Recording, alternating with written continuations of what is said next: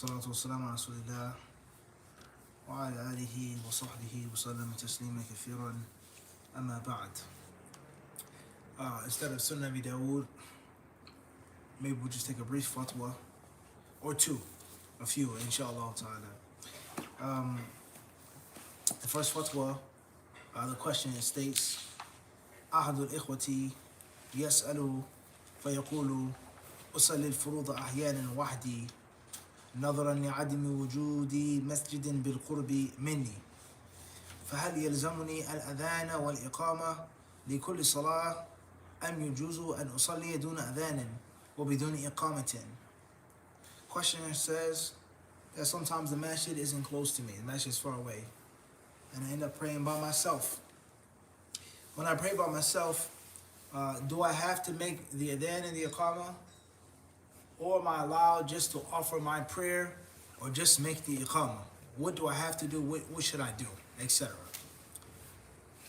The answer, al-jawabu as-sunnatu tu'adhinu wa tuqimu wa amma al-wujubu fa fihi khilafun bayna ahli al-ilm ولكن الأولى بك والأحوط لك أن تؤذن وتقيم لعموم الأدلة ولكن يلزمك أن تصلي في الجماعة متى أمكنك ذلك فإذا وجدت جماعة أو سمعت النداء في مسجد بقربك وجب عليك أن تجيب المؤذن وأن تحضر مع الجماعة فإن لم تسمع النداء ولم يكن بقربك مسجد فالسنة أن تؤذن أنت وتقيم. Answer says is that the sunnah is to do both. Even if you're praying by yourself, you should make the adhan and you should make the iqamah. As far as it being mandatory, you have to. It being obligatory, he says, then the scholars of Islam, Ahlul Ilm, the people of knowledge, they differ on that issue. They differ. And the safest thing to do and the best thing to do is to perform both because of the general proofs and evidences. Fatwa then states, as far as you praying by yourself, then you must pray in the jama'ah as long as you have the ability to do so. So if there's a jama'ah, you hear the adhan and the masjid that's close to you, then you have to respond. You have to pray in congregation and not by yourself, let alone with another congregation outside of the masjid. As far as if you don't hear the adhan or the masjid isn't close by, then you pray by yourself, and the sunnah is to make the adhan and to make the iqamah.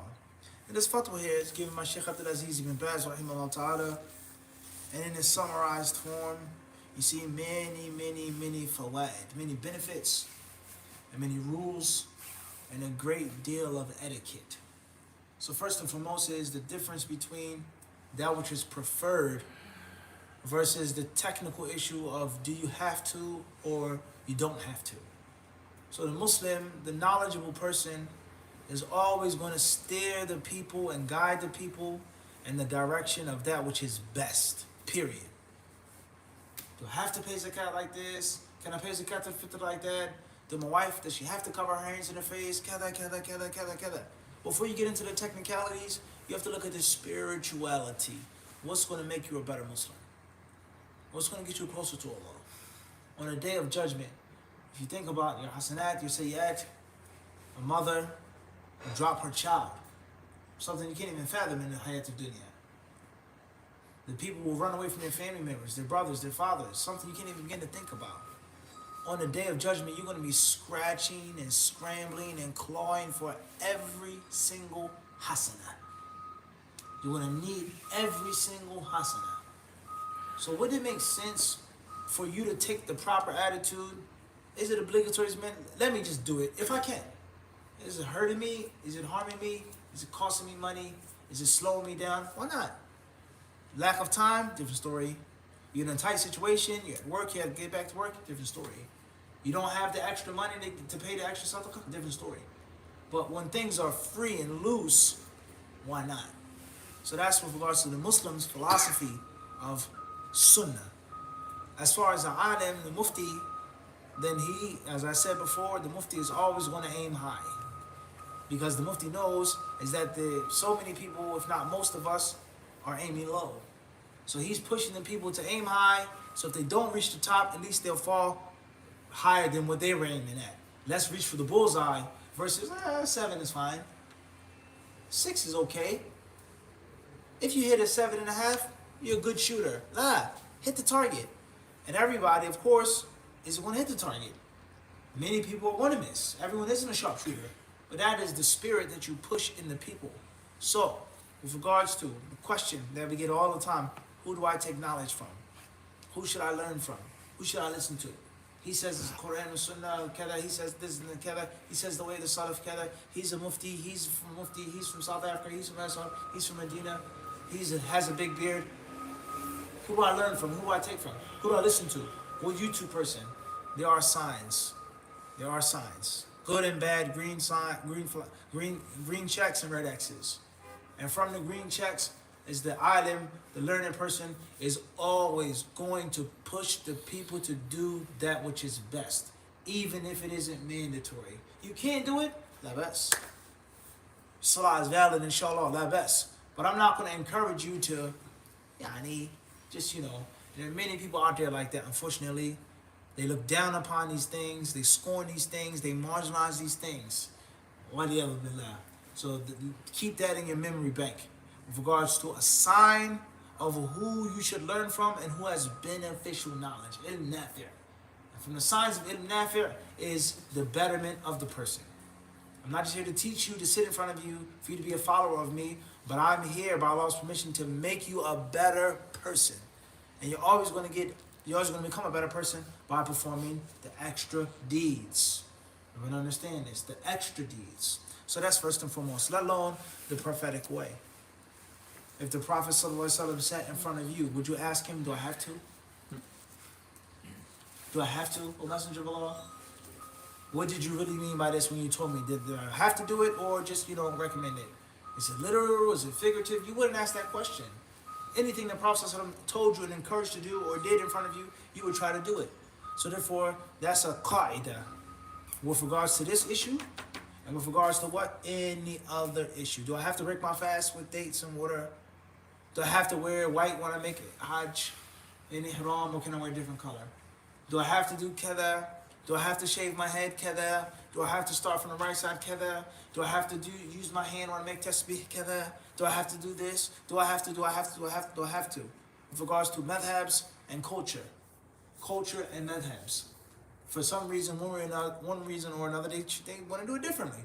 But let me tell me what the Prophet ﷺ did. And this is the meaning of ask the people of knowledge if you don't know. فَاسْأَلُوا أَهْلَ الذِّكْرِ إِن كُنْتُمْ لَا تَعْلَمُونَ. Ask the people of dhikr if you don't know, meaning ask them about the scripture. Tell me what the Sunnah says, because I don't read Arabic, nor am I sitting reading Bukhari and Kutub Sit all day. So I want you, who I trust, to tell me what it says. Not just give me some, it doesn't matter, rinky dink, no problem, this is how we do it in our country. No, I want you to tell me, Sheikh, please, with respect, tell me the authentic way.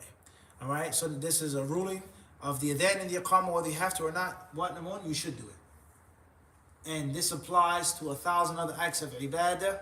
You should do it the way in which the Prophet ﷺ did it. As far as the fiqh ruling, step number 2. And that is applicable with regards to you don't have a lot of time, or you're somewhere in which you may have to make salah in a low-key manner. At work, really quick, you got to pray. You can't, have too much attention, but you have to pray on time. You understand? Or you're in a rush, or there's an emergency, and you know that I don't have to do this, let me just do that. All right, rule number 3, with regards to this fatwa, and the fawaid from this fatwa, of the qawaid, is that always play it safe. If you're a layman Muslim, a 9 to 5 Muslim, don't even deal with the difference of opinion. Play it safe. Abu Hanifa, Malik, Shafi'i, let me take the view, that's the safest. Abu Hanifa's view may be the strongest view in this issue. Ibn Malik's view may be the strongest view in this issue, but let me take the other view, which is safest.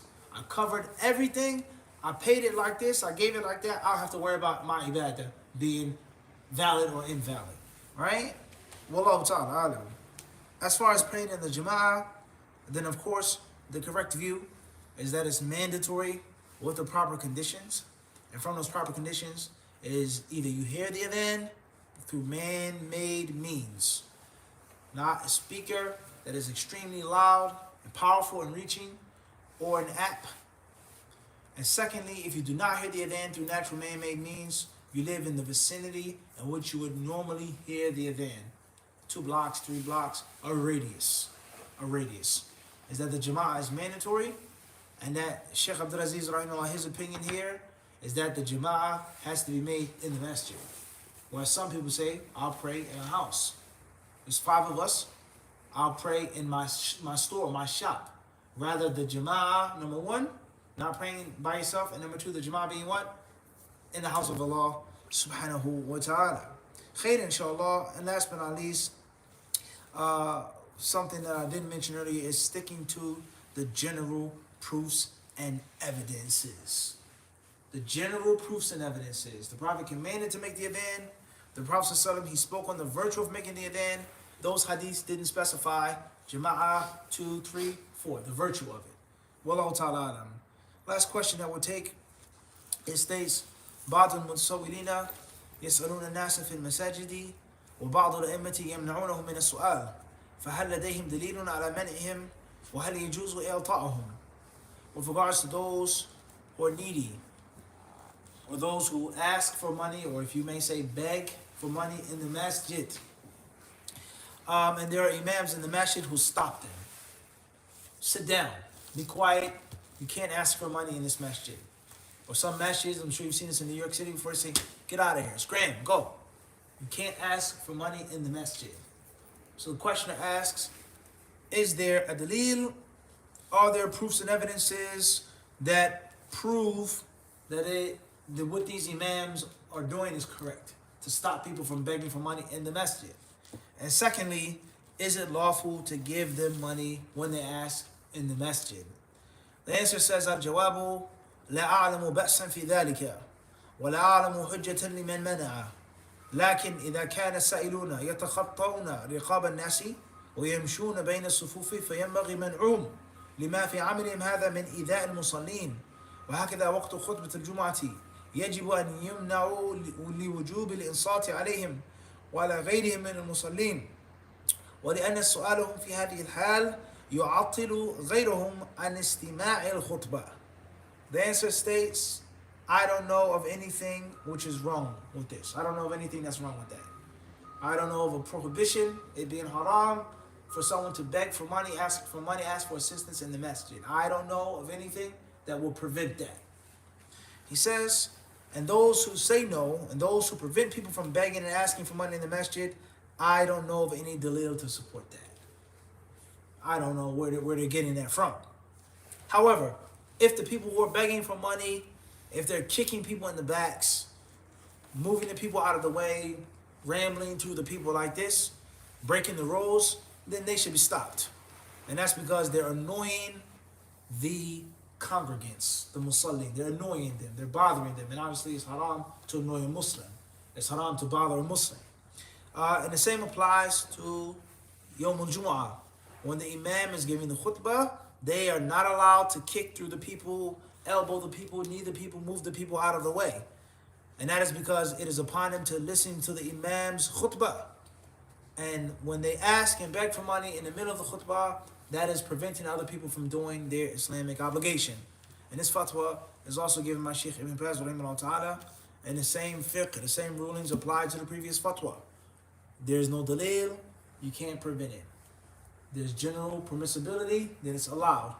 As far as exceptions, exclusive issues, things that are outstanding, people being harmed, the masjid turning into just a place of yelling and screaming, that's a different story. And if that's not the case, then the people who ask for money, they have a haqq. And of course, there's a hadith, a famous hadith. The hadith may not necessarily be the most authentic, but the hadith is well known, and that is, لِلسَّائِلِ حَقٌّ وَإِنْ جَاءَ عَلَى فَرَسٍ. Is that the one who begs for money deserves, even if he comes riding a horse. Obviously, horses are what? Expensive. Keeping the horse, maintaining the horse. So in most cases, this person, the equivalent to that is someone driving out with a Benz. He pulls up in front of the masjid with a Mercedes Benz, and he says, I need some sadaqah. Can you give me some sadaqah? So in general, that person is asking and begging deserves what? something, even if it's $1, even if it's $5, and we don't know that person's situation, let alone the bigger picture with regards to that remaining something which is holy. And in the Quran al-Kareem, how many ayat about للسائل, والمحروم, نعم, ayah after ayah, فلا تنهر, نعم, verse after verse about the sa'il, the beggar, the asker. So that in itself is a Quranic ideal, concept, or reality, however you wish to word it, and that in itself should remain sacred. People need assistance, you give them. He's a thief, he's a prostitute, he's money, a small alcohol, etc., etc. Look at the bigger picture. And just look at the dawah that will give to Muslims and non-Muslims. No matter what color I am, no matter what I look like, smell like, I know they're going to give me what? Something. And they're not going to let me leave the masjid empty-handed. That's going to raise the bar for respect for the Muslims. Even the one who's on drugs, or the one who's this and the one who's that. The non-Muslims will know the Muslims are going to give me something. Shay'un ma'. A piece of bread, a bottle of water, something. Versus all the Muslims, they just talk. That's all they can do is talk. They have real big beards. Their women wear big, long, loose clothes, but they're stingy. They're no different than the Christians. That wouldn't give me anything. They're no different than the such and such. And you never know what will happen to a person. They come ask for money. They may become guided. They may soften their hearts. They may be stuck to hear something, right? And we all know what the Prophet ﷺ said about the man who gave sadaqah to the thief, gave sadaqah to the prostitute, gave sadaqah to the rich man, and how there's hikmah behind that, all right? As far as people disrespecting the masjid, different story. As far as you feel that the person is using or abusing drugs, and you don't want to give them, different story. But treating them harshly, like we mentioned, the khutbah, saying kind words to them, even if you tell them no, right? And that the house of Allah subhanahu wa ta'ala is supposed to be a public place, the house of Allah. No one owns it. And everyone should have some type of haqq. As far as preventing people from asking for money for other reasons, then that's a different story. Wallahu ta'ala alam, sallallahu sallam wa baraka ala abdi wa rasulihi nabiyina wa imamina wa أشك السؤال for the women, for the adhan and the iqamah. Do they have to call it adhan and iqamah? والله على قولين لأهل العلم والظاهر والله تعالى أعلم أن الأذان والإقامة يعني يشرع حتى في حق النساء لأنه جاء في بعض الآثار عن بعض السلف كيف أمنع من ذكر الله هذا جاء عرفت أما صوت المرأة وفي بيتها لا تصلي أيوة هو فهمت هو والحكم بالنسبة للرجال والنساء يختلف صح؟ النساء يعني أحيانا وأحيانا لا وهي تصلي في بيتها أي عموما الأدلة هذا في بيتها تقيم ذكر الله يعني حولها أولادها أو زوجها يعني حتى مع القول بأن صوت المرأة فيه شيء عادي في هذه الحالة والله تعالى أعلم جزاك الله خير وإياكم Sheikh, does it yes or no? you gotta get what? The premium coverage. Your coverage, your plan don't cover that one, Sheikh. Almost on. You gotta get a. You gotta pay for that. Yeah, your insurance. Gotta have better coverage, huh? Wallahu a'lam. Barakallahu fikum. Yani, in general, is general. If a woman wants to make the adhan and she wants to make the iqamah, she's in the house, la bas. It's the dhikr of Allah subhanahu wa ta'ala. As far as a woman's voice, can a man hear a woman's voice? Should a woman raise her voice in front of men? Then that's a different issue. But for, as he said, in her home, why not? Wallahu There's ta'ala. no hadith to prevent it or something. هو مع عموم الأدلة with the general proofs بارك الله فيك. and different views among the ulama regarding that. Wallahu a'lam. وجزاك الله خير. بارك الله فيك.